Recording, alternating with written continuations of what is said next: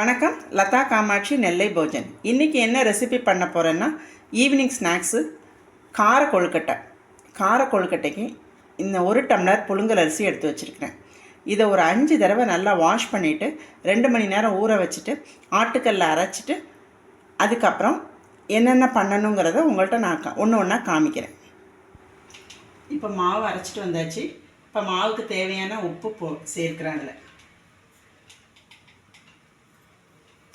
ஒரு 1/2 டீஸ்பூன் உப்பு சேர்க்குறேன்.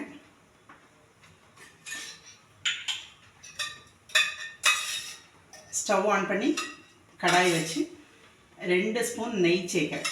மாவு வதக்கிறதுக்கு கூட கொஞ்சமே சேர்த்துறேன். 3 ஸ்பூன் சேர்த்துருக்குறேன்.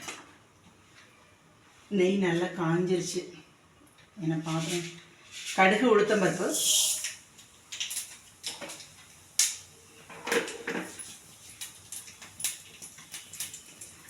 பெருங்காயம், தூள் பெருங்காயம்,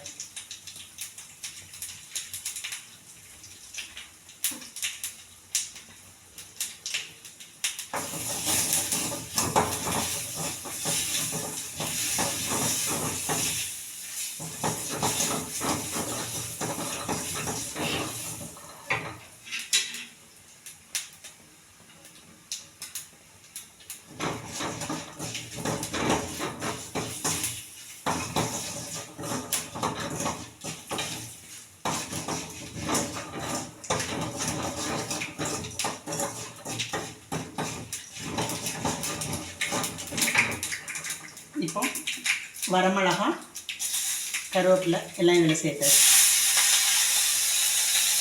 காரத்துக்கு வரமிளகா, கருவேப்பிலை சேர்த்து இந்த மாவை அப்படியே போட்டு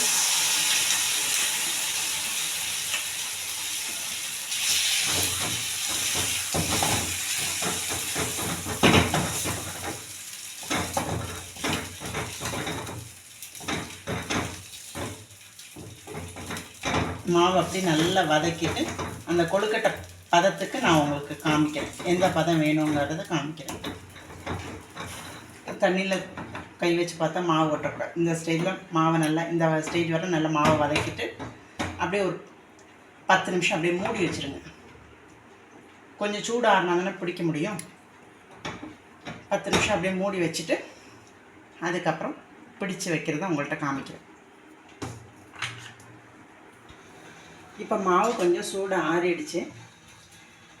அதை ஒரு பிளேட்டில் எடுத்து மாற்றி கொஞ்சம் நல்லா பிசைஞ்சிட்டு இந்த மாதிரி பிடிச்சி வச்சுட்டு இட்லி தட்டு ஸ்டவ்வில் வந்து இட்லி பாத்திரம் வச்சுட்டேன். இதில் வேக வச்சுட்டு வெந்ததுக்கப்புறம் உங்களுக்கு காமிக்கிறேன். பக்கத்துலேயே வந்து சுக்கு காப்பி போட்டுட்ருக்கேன். ஒரு சின்ன பீஸ் சுக்கு, 2 டீஸ்பூன் மிளகு, 1 டீஸ்பூன் வரமல்லி போட்டு மிக்சியில் நல்லா திரித்து ஒரு 3.5 டம்ளர் தண்ணி வச்சுருக்கிறேன். நல்லா கொதிச்சிட்ருக்குறேன். இதில் வந்து பனவெல்லம் எடுத்து வச்சுருக்கிறேன். பனவெல்லம், கருப்பட்டி இதை போட்டு நான் ஒரு 5 நிமிஷம் கொதித்தோடனே இதை போட்டுறேன். தேவையானதை போட்டுக்கோங்க. போட்டுட்டு கொஞ்சம் இனிப்பு இருந்தால் நல்லது தான். இப்போ இங்கே கொஞ்சம் கிளைமேட் மாறினதுனால எல்லாத்துக்கும் கோல்டு பிடிச்சிருக்கிறதுனால இந்த மாதிரி சுக்கு காப்பி குடிச்சிங்கன்னா கொஞ்சம் நல்லாயிருக்கும். த்ரோட்டுக்கு நல்லாயிருக்கும். இதில் வந்து நீங்கள் தூதுவளை அதெல்லாம் போடலாம். இது ஒரு சுக்கு மல்லி காஃபி வந்து இது நல்லாயிருக்கும். இந்த மாதிரி பண்ணலைனாலும் ட்ரை பண்ணுங்கள். நான் வந்து இப்போ இட்லி பாத்திரத்தில் வேக வச்சுருக்கேன். வெந்ததுக்கப்புறம் உங்கள்கிட்ட நான் காமிக்கிறேன். இப்போ கொழுக்கட்டை நல்லா வெந்துருது.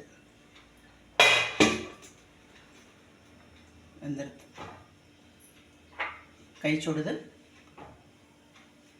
நல்லா சாஃப்டாக இருக்குது. ஏன்னா புழுங்கல் அரிசி போட்டிருக்கேன்ல, புழுங்கல் அரிசியில் ஆனால் கலர் கொஞ்சம் கம்மியாக இருக்கும். டேஸ்ட் வைஸ் நல்லாயிருக்கும், சாஃப்டாக இருக்கும்.